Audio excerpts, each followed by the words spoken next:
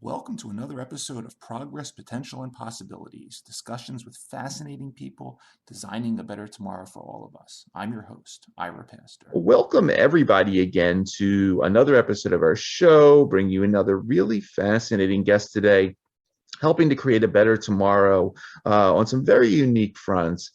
Today we have the honor of being joined by Angela Sheffield, who is Senior Program Manager for Artificial Intelligence for Defense Nuclear Nonproliferation R&D at the National Nuclear Security Administration, or NNSA. The NNSA is a U.S. federal agency. It is part of our U.S. Department of Energy, and its Office of Defense Nuclear Nonproliferation is responsible for safeguarding national security through the military application of nuclear science. NNSA maintains and enhances the safety, security, and effectiveness of the U.S. nuclear weapon stockpile. They work to reduce the global danger from weapons of mass destruction, provide the United States Navy with safe and effective nuclear propulsion, as well as responding to nuclear and radiological emergencies in the U.S. and abroad. In this position, Ms. Sheffield directs efforts leveraging artificial intelligence, advanced mathematics and statistics, and research computing technologies to ultimately develop capabilities to detect nuclear weapons development and characterize foreign nuclear programs around the world. Before joining the NNSA, Ms. Sheffield led project teams at the Department of Energy's Pacific Northwest National Laboratory to develop modeling and simulation methodologies to model the risk of weapons of mass destruction threats, to help inform national policy and decision making. Additionally, she led multidisciplinary efforts in the development of technical capabilities to detect the development of nuclear weapons, with a special focus on artificial intelligence and machine learning technologies. She joined PNNL after a distinguished career as an operation research analyst in the U.S. Air Force, where she specialized in R&D and technical intelligence of U.S. and adversary weapon systems. Ms. Sheffield has her undergraduate degree in economics from Duke University and the U.S. Air Force Academy. She did her master's in operation research at Kansas State University. She's currently involved in graduate work at the Dwight D. Eisenhower School for National Security and Research Strategy. And we are lucky to have her with us today. Angela Sheffield, thank you so much for taking the time to come on the show. Thank you for having me, Ira. It's great to have you. You have a really fascinating background. And as we typically do, I would love to start things off just by handing you the floor for a little bit to talk a little bit more about you so we can get to know you. If you can take us into everything from where you grew up, how you developed not just your interest in economics and operations research, but obviously your military service and a little bit of that early journey. I think that'd be a great way to get to know you a little bit further. Gosh, yeah. So I grew up in Arizona, but my family was an IBM family. Both my parents worked at IBM. So I was in and around tech from a young age. My dad was a mathematician and worked kind of on the tech side of IBM, and my mom was a people manager. So I knew the concepts of tech and people management kind of even growing up. And also, even though I wasn't a military family, I moved kind of like a military family would, as my parents worked to support different jobs at IBM. Starting, I was born in Milwaukee, Wisconsin, and we moved west from there, first to Colorado and then ending up in Arizona. And I don't know, as things kind of happen, tech was infused throughout my life, this kind of tech and people, even beyond this IBM exposure that I had growing up. I grew up watching, so my mom, I said, was kind of the people manager. Her background's in anthropology, and she's always kind of been in that people leadership sort of role. But I grew up watching Star Trek with her.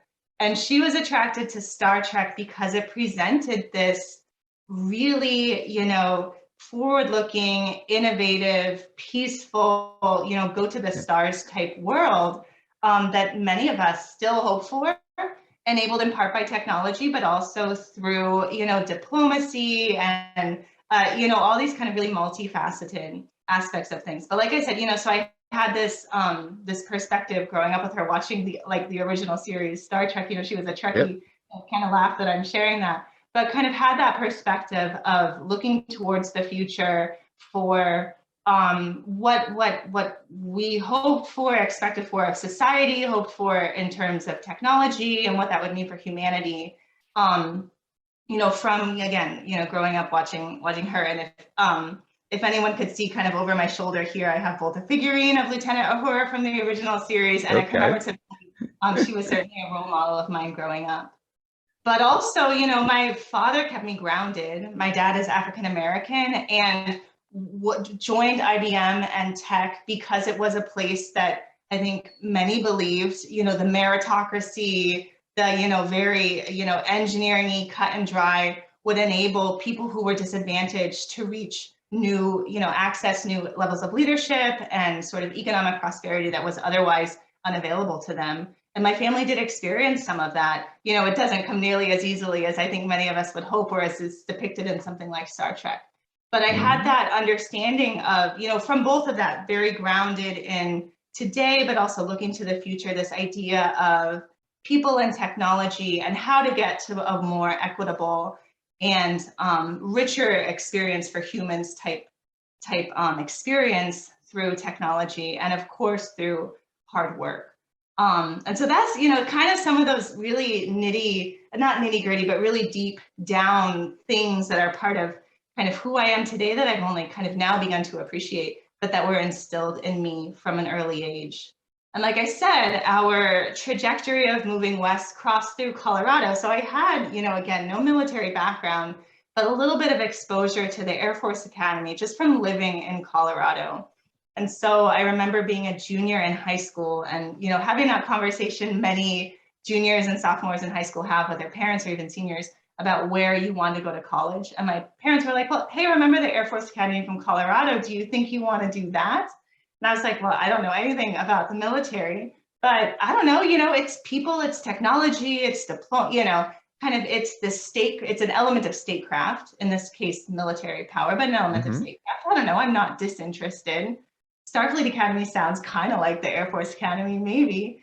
And I always tell people, if you're at all interested in going to a service academy and you visit, I certainly had the experience of it clicking in as the only place that I could go. Again, maybe because I was kind of hoping it would be like Starfleet Academy. But, from there, the rest is history, or not history, but at least kind of my little bit of history. But that is at least what got me to the Air Force Academy.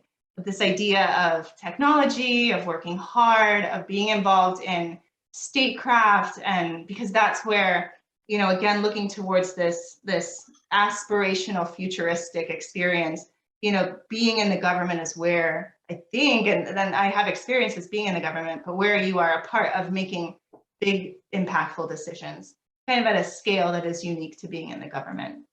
So that's certainly what got me to the Air Force Academy. We can dig a little bit into some of the technical threads that got me onto the kind of technical aspects and mission aspects of the career that I am in now, but did want to stop there with at least, from Star Trek and IBM to getting to the Air Force Academy. No, we're a family of Trekkies, just to let you know. And I have 3 kids aged 15 to 19, and they're all old school Trekkies. Let's put it that way. So we're 100% on the same page. No, it's a fascinating beginning to your journey, Angie. And I'm sitting here and I'm listening a bit to this story and some of the the initial steps you took. It just happened to very coincidentally in the episode I recorded before this one, I had Captain Benjamin Van Buskirk on the show, who works at Naval X now, but in a previous part of his career was one of the United States Joint Chiefs of Staff strike advisors, who was one of the people that I didn't know this position existed, but his responsibility was to advise the president for deployment of strategic nuclear weapons. And I was sitting there after the show, and I'm like, you know what, we were joking, you were 100% perfect, right? We didn't shoot off any nuclear weapons, and you kept us safe. And I'm glad you're there. I didn't know this position existed, but I'm happy you're on it, and 100% success. Same thing to you, Angie, because I'm familiar. I could read a little bit about NNSA as I did at the beginning of the show, but I would really love if you could walk us through it, because you're another person that I'm very glad you're there, keeping us safe from these threats. I don't know exactly what you do, but walk us through a little bit at the beginning before we get into some of the details of the things you're involved in now on the AI front and so forth. A little bit more about NNSA, the Office of Defense Nuclear Nonproliferation, and sort of its R&D purview, where you take your orders from. I know you deal with a lot of those scary things at the bottom of the periodic table. and some of the radiological stuff also. Talk a little bit about that, if you would. Yeah, I'd be happy to. This is such a rich story, and I appreciate you starting it off with this kind of not a lack of understanding, but it is, it's the missions of nuclear security have existed as long as we have had nuclear weapons. So a common reference point for that is World War II, obviously. Yep. And these have underpinned strategic security and stability for the United States, since that time. It is this really foundational, honestly, applied science and technology mission. I think the oldest in national security. But kind of goes this is a real measure of success, kind of unnoticed, I think, largely by much of the population. So yay, good on us. And it comes up, I just saw the new Top Gun over the weekend. Okay. I don't want to spoiler alert for anybody, but there's a little nuclear security element to that, so it comes up every now and then. Yep. And I think that's how many of us in the nuclear security community would like it, only come up every now and then. But so as I alluded to, this concept of nuclear security began with the dawn of the nuclear age. So almost immediately, as the United States began testing nuclear weapons in World War II and operationalizing them in, the stockpile and everything, we began to realize that we needed a capability to tell if others were developing nuclear weapons and if others were thinking about using nuclear weapons, testing nuclear weapons. So the United States government called to develop technologies to monitor for the testing. It started with monitoring for the testing or the explosions of nuclear weapons using science and technology. So of course, there are a number of different ways that we as a nation, detect that somebody is doing something nefarious around the world. But in particular, we wanted to use science and technology to enable us to monitor for this development and detonation of nuclear weapons around the world. And the way that we went about doing this was to draw on the same science and technology capabilities, the same research and engineering capabilities that had just developed the nuclear weapons. And this, pairing of nuclear weapons development and applying that same nuclear science and technology capability to detect nuclear weapons development and reduce the spread of nuclear weapons, that pairing of nuclear stockpile and nuclear nonproliferation has remained the foundation of the National Nuclear Security Administration. Since, that name certainly is later than this. This mission predates that name, but that has long been, this is for the whole time, been our foundation. And it is underpinned by the capabilities of what we now call the Department of Energy National Laboratory Complex. Okay. But those were the facilities involved in the Manhattan Project to develop nuclear weapons that then applied those capabilities for nuclear proliferation detection, the field that I'm mostly in, but also, a number of different science and technology sort of things grew out of that. The use of nuclear for medical applications, medical isotopes, kind of all was founded by that beginning. The idea, a lot of groundwater science began first to understand, the transmission of radiation and radiological materials through the ground, that all kind of started in that pairing of nuclear weapons development and then nuclear security, again, founded in the National Laboratory Complex.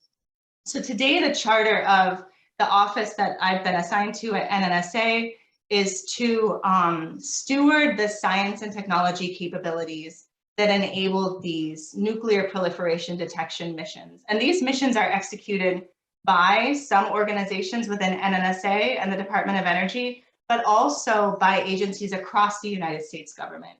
So a number of nuclear proliferation detection and nuclear non-proliferation missions are executed by the State Department as part of non-proliferation and arms control, treaties and safeguards activities through the International Atomic Energy Agency, and then also through partners in the intelligence community and the Department of Defense. So I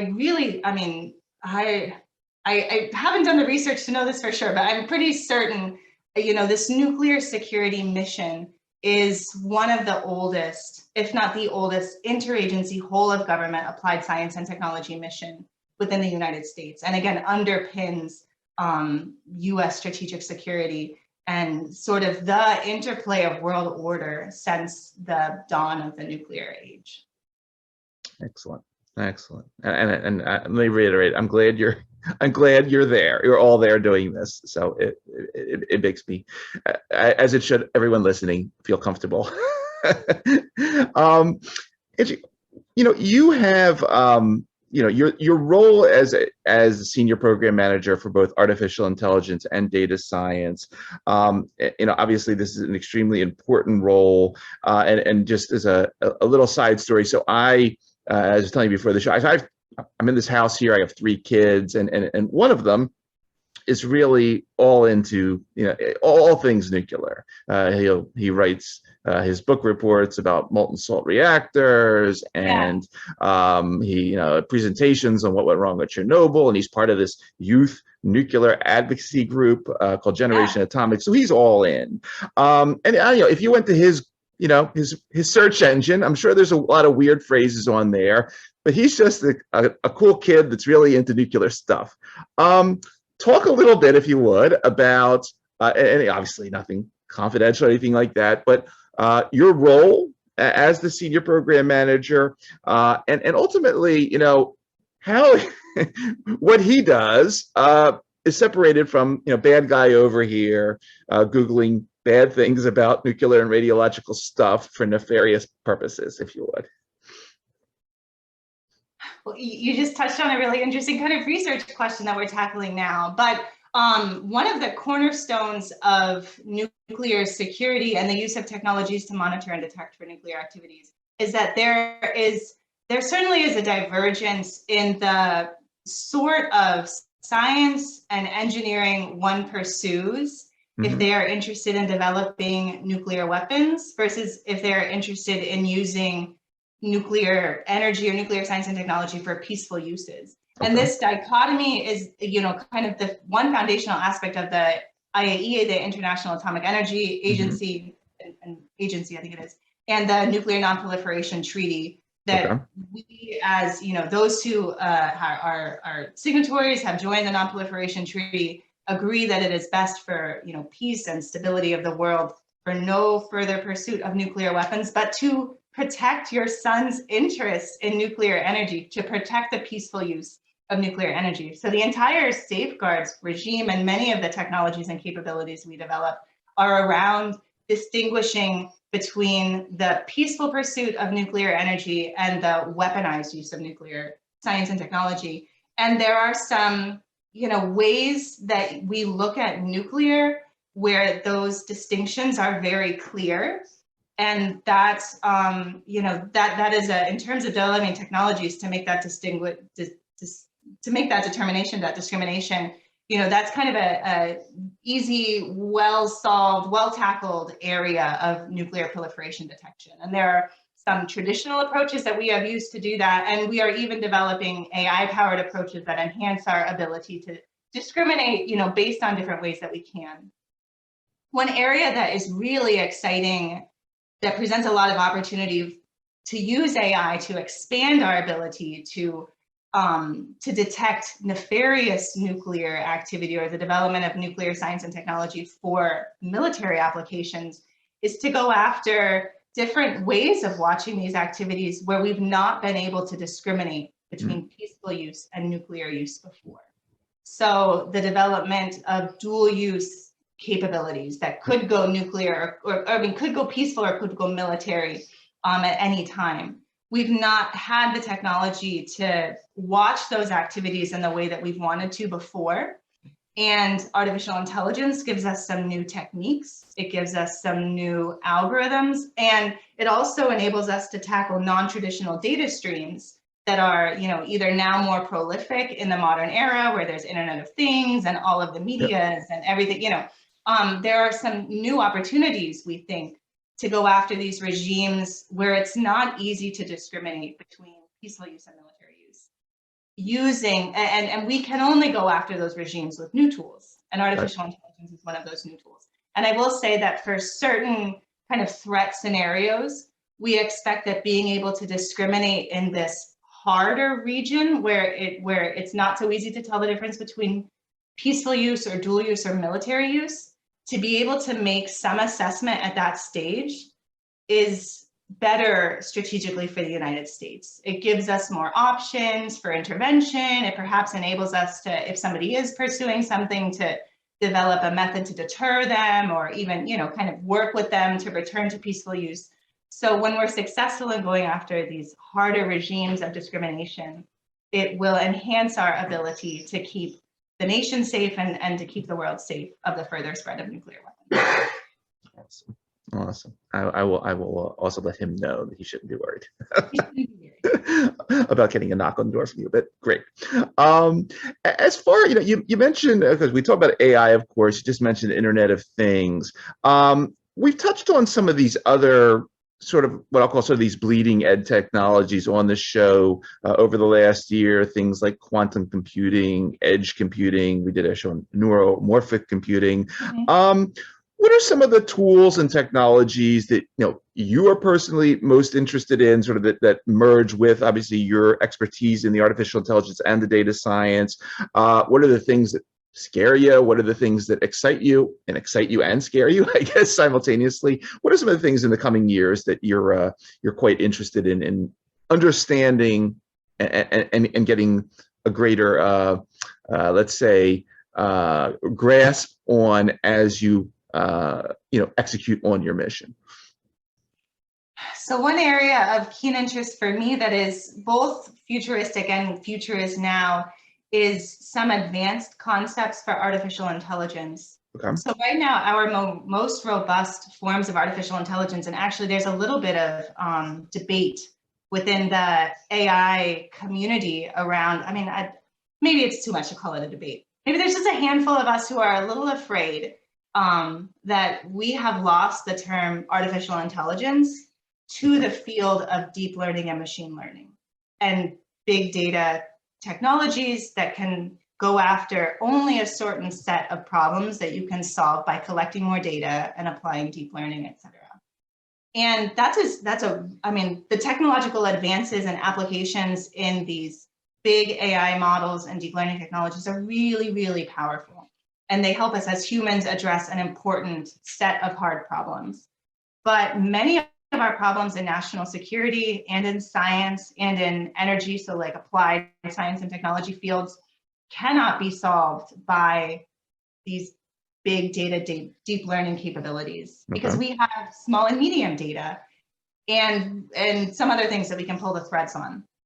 But so in leading the program that I've been leading at Department of Energy, we've focused on developing methods and techniques and algorithms and technologies in this area of kind of advanced AI, going after medium and small data problems, which is entirely different science and engineering in many cases than what we see in some other applications, the application like computer vision and deep learning, for example. And it's more than a belief. It's kind of founded in the literature and in experimentation and results. But many of the techniques and methods and algorithms that we're developing in this AI for science and AI for engineering and AI for data sparse problems and teensy data problems, and where you have no ground truth and where it's very noisy and you're supporting high consequence decisions, all of the math and science there, I think, is if we don't lean into solving those problems, we as humans will not get the sort of artificial intelligence that we have hoped for that would transform the human experience, because we'll really max out with what we can solve in this big data space. And so many of us hope for such a different transformational experience from artificial intelligence, but we'll only solve it through digging into these medium and small data, really, really hard problems. And again, we can talk, I would like to talk for days about some of those, so we can definitely talk about those. But this, I've said it once before, but I think that what we're doing with AI right now is at best the low-hanging fruit. Mm-hmm. And again, many of us hope, as there is tons of excitement around computer vision and language models and deep learning, many of us feel this tension between, can we still hope for more from the field of artificial intelligence, or will deep learning and this big data capability suck all the oxygen out of the room, and will we miss our moment?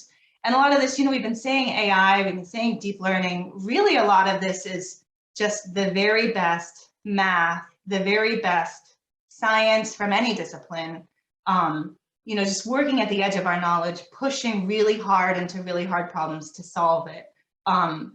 If we call that a lot of that is AI, we are doing AI here, but some of it is just working really hard against really hard problems. Mm-hmm. And one additional thing I'll say to provide a little bit of context to the field of artificial intelligence, when we look at these big data problems, a lot of that is coming from strictly data-driven and computer science type capabilities. Mm-hmm. One important aspect of the way that we've approached artificial intelligence in NNSA is to lean into the national laboratories' long-standing and deep expertise in the physical sciences, okay, and in computational models, and man, we can have some funny conversations about first principles in physics, but that is a underrepresented or emergingly represented way of thinking about artificial intelligence and contributing to us understanding how to solve hard problems with artificial intelligence. The incorporation of physical sciences information and things like computational models, all of the intelligence and information captured in those formats, and how to combine that with artificial intelligence, or how to constrain or inform your AI with that sort of information. Sometimes in the literature, and I have contributed a lot of this literature, we call that domain-aware methods. Okay. It is a real counterpoint to data-driven methods, which is like the big data. Mm-hmm. And these they're not even niche. Right now they're niche because there's just less research and development in these areas. But these additional areas of artificial intelligence, I think, are going to be essential for us to, again, realize this vision of what we can do with AI, really augment human discovery, reasoning, and decision-making with artificial intelligence like we hope. And like I said, so, diving into something like nuclear that is so physical sciences oriented has afforded us the opportunity to dig into some of these domain-aware type methods that incorporate the physical sciences. That's a new contribution. My own background as an operations research system analyst is yet still different from that kind of foundational capability of that national labs. And what is most represented in artificial intelligence, my background is really in modeling, decision modeling. So starting not from the ground up, but kind of the top down. And so, then folding that over with this physical science background, has meant that we've approached AI in a different way, yet kind of this third way that I think is also essential to building out the field in a really impactful way. And so that was just a ton of AI. Of course, I'm interested in some other complementary technologies, and there's a ton of math and science that's unsolved in this. The idea of how we distribute computing and intelligence across a network of data and compute and capabilities is very interesting and largely unsolved. Data fusion dynamically at scale and at the speed to support what we all, again, hope for, whether you're a military hoping for something or just kind of a human hoping for something. All of these are unsolved math and information science problems that, again, leaning into these really hard problems like we have in nuclear proliferation detection, And with the accountability of kind of like you've said, Ira, you know, knowing that people don't even know that we exist and that's why they sleep better, but, you know, knowing that we are a part of people, keeping people safe is what I have used to hold us accountable to leaning into really hard problems, because or else you wouldn't do it, you know, because this is incredibly hard. But that's some of what I'm very interested in watching, because I think without more investment and more progress in some of those fields, and it's coming, we're seeing it more in the literature, but we need a lot more brains on it, you know, then we might miss our moment as humans to get this AI that we've really been hoping for. Excellent. What, as you're mentioning sort of the, you know, the merging the data with the physical sciences, it brought to mind about, you know, a few months ago, I had Dr. Najat Makhtar on the show. She leads up nuclear science and applications at the IAE. And it was very interesting there because, you know, I was ready for this whole discussion about nuclear stuff, but she really wanted to talk about biology, which is great. Yeah. I love the life sciences. And they were, you know, she really wanted to highlight this whole Zodiac initiative that they have there, you know, basically say, hey, look, nuclear stuff or nuclear science, very good at killing viruses and things like that, and they have this really interesting program, it's called the Zoonotic Disease Integrated Action Initiative. I was just wondering, as you not just do what you do, but interface with the labs and all the interesting things going on in nuclear sciences, what are some of the interesting other applications? Obviously, you know, you got to look out for the bad people and all this that's going on. But what are some of the other things that you see, if you can talk about some of those that get you excited, just in terms of, hey, you know, this is nuclear science. You were saying, yeah, we did split this atom many decades ago. What are some of the other things that you're excited about that we should be doing with these nuclear technologies that aren't just energy and weapons? Oh, in terms of nuclear tech, well, maybe I can take that in a slightly different direction. So I do. Please. Yeah, so as I mentioned, I think I mentioned at the beginning, nuclear proliferation detection. We've talked so much about nuclear and proliferation detection, but it really is, I think, at least one way that I look at it is that it is like this, not even a microcosm, but it has a representation of so many different applications in it. And so many, kind of, as you've alluded to, I see so many opportunities where we in nuclear proliferation detection have shared problems and shared opportunities to solve problems with many other disciplines and applications. And so the methods that we're developing, or the methods that I'm very interested in, I'm not at all thinking about them for only nuclear proliferation applications. One thing that I'm very interested in, that I think has applications to you know, not everything, but many sectors and many fields that we have seen few examples of, but we want this to become standard practice, is the idea of involving artificial intelligence in more steps in the sort of decision-making process that than we currently do. So often right now, you know, a human is still selecting the data that we use and setting up the experiment, or setting up the you know, whatever we're looking for in a model. You know, all of that is still human prescribed, still interpreting the results. And I think as we strive to push computational methods and artificial intelligence to more of those steps, you know, have the selection of anywhere that we can step artificial intelligence into more places of that sort of full decision pipeline, whether it's for experimentation or for research or for operations, or to inform, you know, sort of what you described with how they're approaching, you know, the science around biology, or, you know, using whatever they build in operations, then we'll be able to truly realize scales that we've not yet been able to realize as humans. And this is going to sound so out there, but then we as humans will be interacting with the world of information in an entirely different way.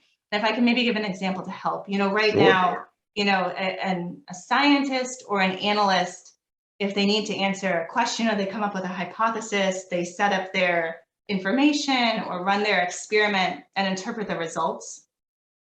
The goal is that that entire process would be computational, And you would have a closed feedback loop from the results from your one experiment to setting up the next experiment, and then automatically run it again. And when we do that, a human no longer interacts with results from experiments, like one piece of results at a time. That would happen somewhat instantaneously and automatically. And the human now interacts with 100,000 results at a time.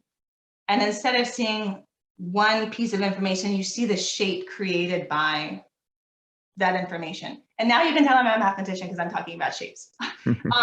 But just, imagine you as a human are interacting with 100,000 of pieces of information. It's kind of like moving from reading a letter to reading a paragraph of information. But in your biology application, in your whatever, there's not just kind of the math and engineering of putting these pipelines together, but there's also, what is the new science? What does life science look like when you interact with that volume of information? Yep. What an intelligence analyst, what does their expertise look like when you're not just looking at one bad guy at a time, but you look across all bad, it's just a different, and I think as much as there's math and science, math and computer science to figure out how to build these, we as scientists and experts will need to figure out what is that new tradecraft, what's that new expertise? What does being a life scientist in an AI-powered world look like when we just as humans are interacting with all of that information? And to get from here to there is a lot of, small steps and multidisciplinary teaming to build that. Working with like who you mentioned, in bio, but also conceptualizing what we do as investigators, whether that's in science or in operations, in a new way. And all of that is really hard, which is why I say a lot of the time, AI is just transformation all over the place. It's going to demand that we do things differently. And I'm sure everyone on your podcast talks about how no matter what changes, it's hard. But that's what we're working towards. And that is, we won't do that for every discipline and for every problem, but there will be many of those opportunities. And if I can just say one more thing, I have seen a couple applications of that sort of concept, this closed loop pipeline, where then you are looking at not one piece of information, but 100,000 at a time. And we have, when you do that, for example, I know of an application in space, you brought up space, where maybe can I plug, this is by a company called Advanced Space. They're working with NASA in their cislunar missions, and we will be able to access, they use this sort of approach to plot out the mission route. And it is only in looking at like 100,000 data points that we're able to determine the mission route to get to between Earth and the moon. So it will literally provide access to new regimes of space, new whole concepts of the human experience, because we shifted to this new, whole new scale of interacting with information as a human. And, kind of to that point, I hope anyone listening can appreciate that there is no net loss of human experts in a system like this. We're not talking about replacing any human with artificial intelligence in this way. Of course it is, oh my gosh, we said with great care and recognition of the transformation that I just described, this is a shift in what humans do, building these sorts of human machine systems and interacting with that different scale of information. But it will all require, there's no fewer humans in an AI system than we have today. I think anyone kind of hoping to reduce the work that humans do, I think misses the opportunity of what we really can achieve, which is access new regimes of space, find those solutions to hard problems we've never tackled before, because we are moving to this new realm of how we interact and generate information. Excellent. Yeah, that routinely comes up, that we're not trying to eliminate humans from any of these loops, or what the expression on the line off whatever. I've heard of it before, but yes, I completely appreciate that, and that's an extremely important point in all these cases where AI is going to be playing more and more of a role. So thank you for also mentioning that. And one other thing I just wanted to ask, and if this is something you can't talk about, that's fine. We can move on. I just, when I originally read the NNSA mission, one of the things I read was that you're not just responsible for monitoring nuclear emergencies here, but things that happen abroad. And obviously, I think most people off the top of their head, things like obviously Chernobyl and Fukushima would come up.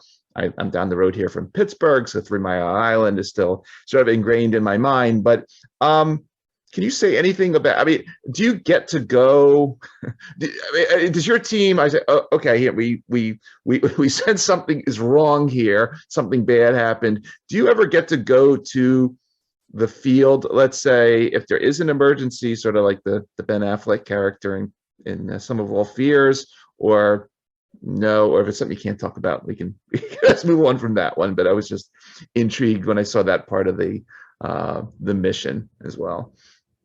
Yeah, so I'll answer that in 2 ways. First, so NNSA does have teams of kind of operational folks who do respond to emergencies and advance of emergencies, also to prepare important spaces to make sure they're clear of radiological and nuclear threats. NNSA does support those teams. And there's another aspect of in the field, but NNSA, Department of Energy, and the national laboratories support missions and embassies, and very specifically the IAEA also providing kind of embedded expertise and to support them as needed in the field in that way.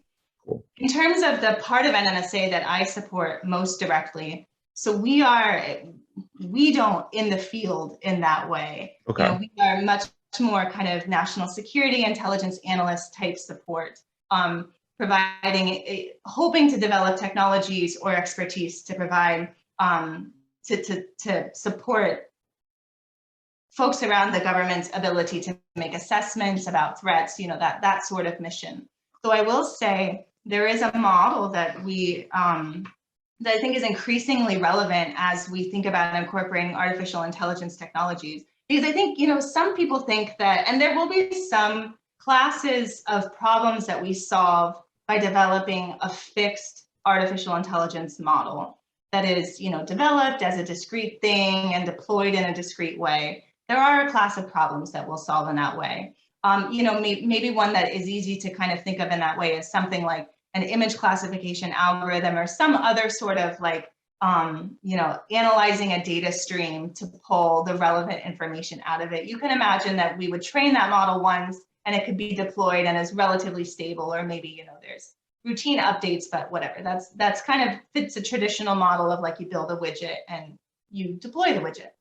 But there are other capabilities where the power of artificial intelligence to support a mission that is really hard or previously unsolved will always be addressed with a dynamic capability. So we'll always be a team of people who, when faced with an emergent challenge, will have to pull together, building from existing data and existing models, but create in a very dynamic and responsive way, a new bundle of models and data to answer a question. There will always be an aspect of building a dynamic artificial intelligence capability. And in the way that we both build technologies in the research program that I've run, but also kind of have imagined addressing these problems in the future, we have played with that idea of how would you establish, this AI model development cell that would be responsive to new challenges, kind of have the expertise to pull together a model and maybe some pieces and parts that they can build very quickly to respond. But what does that look like?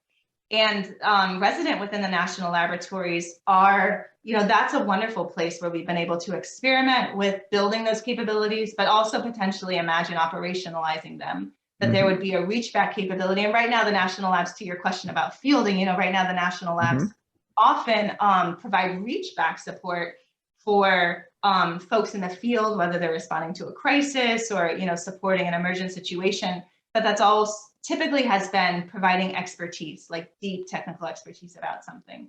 this is a different model where that, or a different concept where that reach back capability might be model building, you know, quick turn, putting together a new AI system in response to an emergent need or a crisis.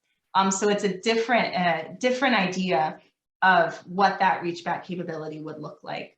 And again, we've experimented with, you know, building that sort of capability at the national laboratories to support an emergent issue. And this, again, you know, this speaks to one way, you know, to use artificial intelligence to address, you know, one programmatic way that it will look like to use artificial intelligence to address our challenges, but also speaks to what I wanted to say was, again, you know, this being transformational, which means change. You know, it's not just the tech is changed, but the models for how we use it are changed. And so it hasn't come up, but, you know, I don't even know the balance, but so much of my role as a program manager in my role at DOE has been, you know, providing this technical feedback and thinking about the AI and the science and technology of artificial intelligence and the right way to build it for nuclear proliferation detection applications or for the challenges of different national security missions, you know, the nature, you know, all of that, so, or understanding, you know, for XYZ mission partner, what exactly do they need from their AI? How do we build that? You know, that's one aspect of it. But another huge aspect of it is working with DOE and NNSA and partners across the government to imagine what it will look like to operationalize this technology, not just what is the system integration, what does the IT look like, but who is in your workforce, what are they doing, what sort of information can you provide, where is it the same as what you've done before and where is it different, to help with that organizational transformation that comes along with incorporating a new technology like this. Really, really fascinating. Angie, in addition to all that you do at the NNSA, you are also involved in many other things, and I you know, I wanted to round this, make it sort of the broader Angie Sheffield show, but and really talk about some of these other initiatives, because you are very versatile and multi-talented. You are a victim advocate training facilitator for the U.S. Navy's SAPR, Sexual Assault Prevention and Response Organization. You mentor entrepreneurs at the Seed Spot Economic Empowerment Organization. Talk about obviously a lot of stuff, you know, in your basket at NSSA, but can you talk a little bit about some of these other areas that you are actively involved in? Yeah, one thing I'll speak to. So some of my work, so it was with the Air Force Sexual Assault Prevention and Response Office, which I have not supported so actively since for the last few years, but that training and appreciation of such a personal and important aspect of what many folks go through has certainly informed the entire trajectory of my professional career, and informed not just that I am active, for example, in mentoring both within NNSA and outside, but also how. And one thing that I'll speak to specifically is around the representation of underrepresented groups in science and technology, and understanding that, you know, in a similar category to doing things differently, we have to figure out how to change the demographic representation of who we have in science and technology so that we can fully leverage this under-leveraged talent of folks that come from different perspectives and different backgrounds, and honestly, to do our jobs, especially in the government, but as humans, in making sure that our workplaces are the sort of places where everybody can survive and thrive. And I have humbly learned to look at, again, the demographics of the organizations that I lead, you know, and see where sometimes it's so obvious where we fall short, and understand that to be a reflection of a problem in my leadership or something happening in our organization that we have to change in order to make it more inclusive. And the sort of place where, again, we can leverage everybody's talents, because it's gonna take, these hard problems take the best of everybody, and they take thinking about things entirely differently. I'll share two things if I can. Sure. One is, you know, to put action behind these concepts. In my program at NNSA, I worked with NNSA and Department of Energy to communicate a commitment, like you know, it will be in writing, it will be public, you will see it, a commitment to, I held a series of workshops on the future of artificial intelligence for national security. So not just non-proliferation, but kind of across the enterprise in, I guess it was 2020, 2021, and committed in this workshop series that our speakers and, you know, and anyone speaking in any sort of elevated role across that demographic group, we would have gender parity, which, you know, is an important commitment, and like, that's super cool, and we achieved that, and we can talk about that. But what that also forced was that we had to go back to the drawing board on many of our organizational approaches and practices. And that was really the goodness of that approach. You know, there's a standard way that you go about generating an agenda for something like a workshop. That was insufficient when we levied this commitment to gender balance. So we trained in our workshop team a new process that, you know, now we'll repeat that, you know, kind of automatically, and not automatically, but in building a new process, we'll repeat that, producing a more gender balanced representation in future workshops. You know, so in that way, building in a process change that sticks behind, you know, promoting a more diverse and inclusive workforce. And of course, I mean, this should go without saying, but I will say it anyway. In doing that, we identified, I mean, we brought in so many people that we would have otherwise missed by having that commitment that forced us to do things differently. And many of those people had the best idea, you know, we would have missed the best ideas had we not done that. And again, that sort of thing goes without saying, but I will say, you know, absolutely will say it. The second thing that I wanted to talk about was to share a little bit of my perspective as somebody in artificial intelligence and how I've led this program, and an example of why diversity and inclusion matters. So as I mentioned at the very onset, my dad is African-American, I am Black. And so I know, you know, I've grown up in math, I've grown up in statistics, of course know how statistics work, of course know how data-driven techniques like deep learning and many of the artificial intelligence algorithms work. And so when, you know, news started to indicate that, oh, AI algorithms suffer from bias and fail to accurately, you know, characterize tumors in people of color in AI said, duh, we know we're not in the data. Of course we're not in the data. But having that perspective to expect that I'm not represented in the data, like I said, I know this. So as I was launching the NNSA's AI program, we started from that assumption that our data will not be good enough when we're building artificial intelligence, that we have crappy data, that when it comes to finding really interesting things, of course, it's not just going to be in the data in the way that everybody expects it will, because I know I'm not in the data. So that was a perspective that is informed by, you know, kind of my being an underrepresented group in like a very literal way in the statistical sense. But it was a difference in perspective that informed our entire approach to artificial intelligence and put us, I think, a couple of years ahead of some of, you know, those unfortunate stories that you know, when you have a different perspective, that's not a surprise. And so very much informed our whole science agenda in the program that I led. Again, as an example of why we seek out those different perspectives and why in a very tangible way, again, this is beyond just our sort of, as humans, commitment to each other to create a diverse and inclusive workplace, but you know, the really tangible outcomes of what that can mean when we commit to it in a way that has action behind it.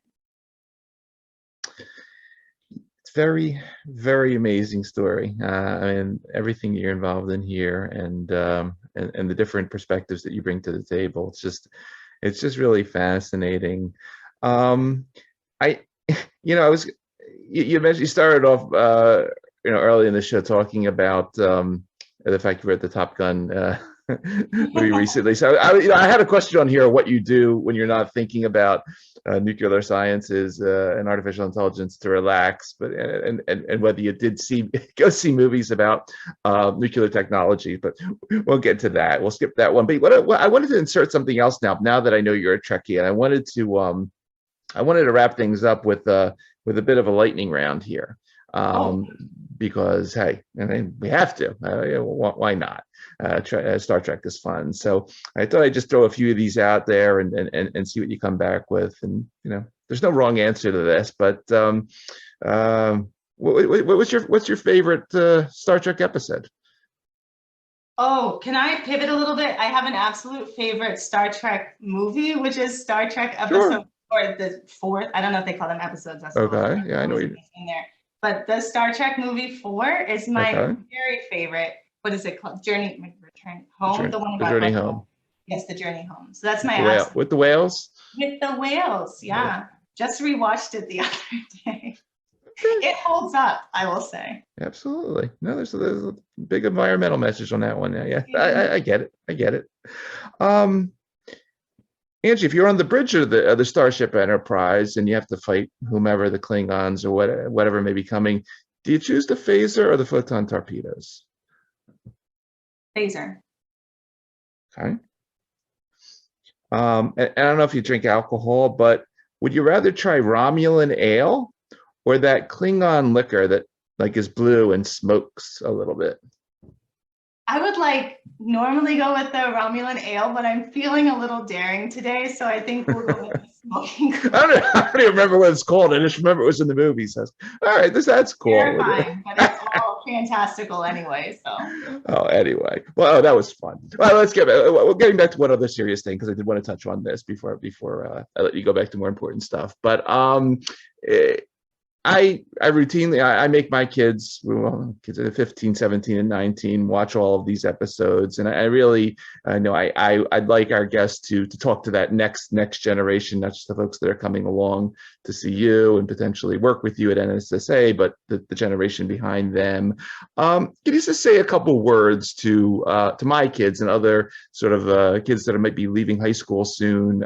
You've brought together such an amazing set of skills, amazing set of interests. What's your message for sort of that next generation of STEM thought leaders that may not know what they want to do, but are interested in a lot of things and want to explore and get out there? What do you want to say to them? I would say, I mean, all the normal stuff that people say is so important, and it's worth saying again, because it is so important to do what to do your job very well. If you're in school, to learn as much as you can. Some things that have served me that are slightly different are, I'm the sort of person who is interested in learning, and maybe it's evident in some of what I've said today, about how and why things work, small to big picture at the same time. Okay. If you're interested in that, some people may not be interested in that. That's totally cool. But if you are interested in that, some techniques to be able to do it that have served me well are to think about, whether it is a boss or whether it's kind of the one step out, bigger than you system, thinking about how it works at that level. Again, the boss is kind of one easy way to think about it if you're in a place that you're working, but thinking about what is important to your boss, why your boss makes a decision, and then beginning to anticipate. And there's also some influence in this too, but beginning to anticipate what your boss might need from you, and then thinking, what does your boss's boss, what does she need?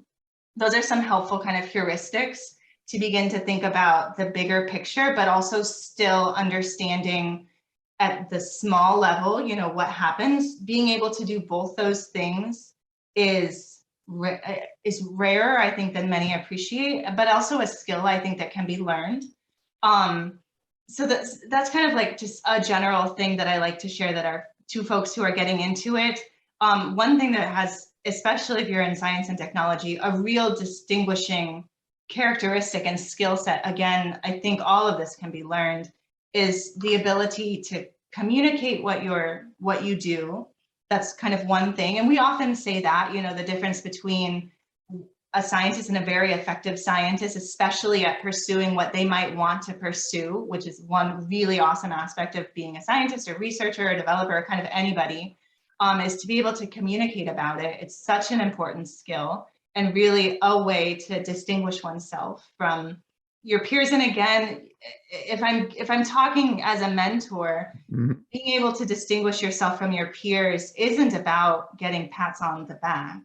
It's about being in a position to pursue what you want to pursue, because this kind of goes to another thing that I want to say, which is you have, I'm kind of speaking, now directly to somebody, you have great ideas.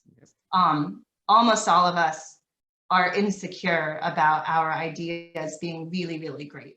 And so if I can be, if someone can remember this at all at some point in their head, in the back of their head, you have great ideas, so this is why you do that stuff, so that you are in a position so that your great ideas have a chance to be fulfilled, because we absolutely need your great ideas.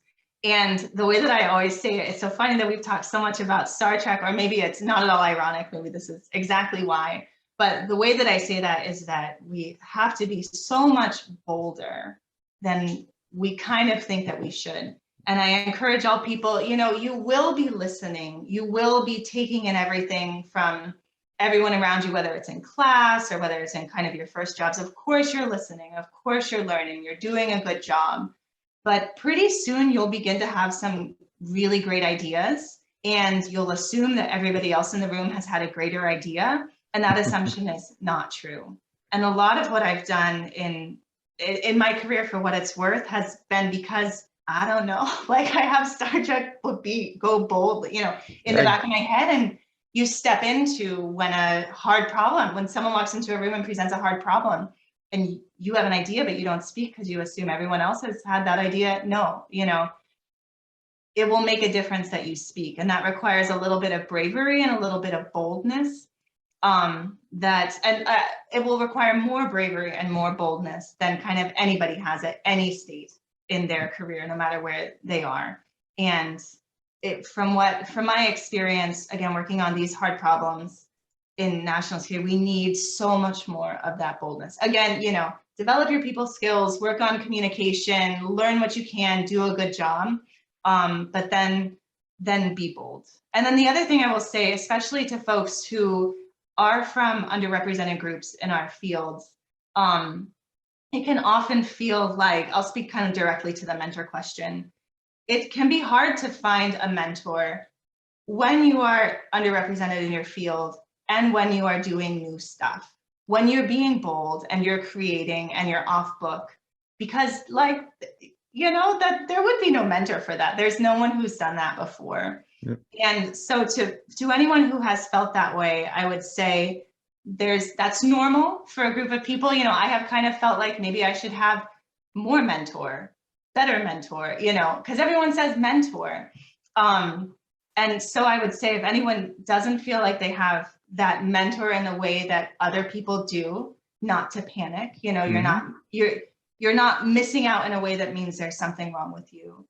I have taken advantage of what I call opportunistic mentoring, where I kind of mentor little bits and pieces from everybody that I can, learning bits and pieces. Some people who are more smoothly articulate this kind of call that a board of directors. Thinking of it sometimes in that way is also helpful. And then the other thing that I would say is that I'm constantly reminded that many of these kind of skills and lessons that we are taught at the beginnings of our career, or even the middle of our career, like something like a mentor, can take a long time to materialize. So it may feel like you don't have a mentor right now, but perhaps in 20 years, looking back on your career, you'll realize that there was that mentor, even in that traditional way that somebody might think. So all this to say, don't panic, you're fine, you're normal. Again, do those, not check the box things, but those, fundamental things of learning and working, but also be bold and be brave. And it can be super scary. A lot of the research that we have done where we are so accountable to somebody's hard problems and their mission is really scary because you might get it wrong. But that's that's what this is about, doing that bold and brave work. Excellent message. Really excellent message. One last thing, I mean, continuing along the mentor topic for 1 second, and obviously you've been mentoring, you mentioned your father a few times, and clearly probably the top mentor in your life. Anyone else you want to shout out to while I have you, as you've been involved in the military, in these different government organizations along your career? Any other mentors that you might want to mention while we're recording? They're really instrumental in keeping you, aside from your father, of course, on this path.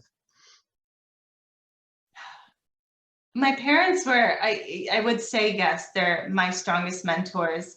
And then there have been just a handful of people I mean, I don't want to discredit any of the people that have been super helpful to me, but I will say, it's for as many people who hear a message that there is this constant and single mentor, I do want to share that there is other ways that can look.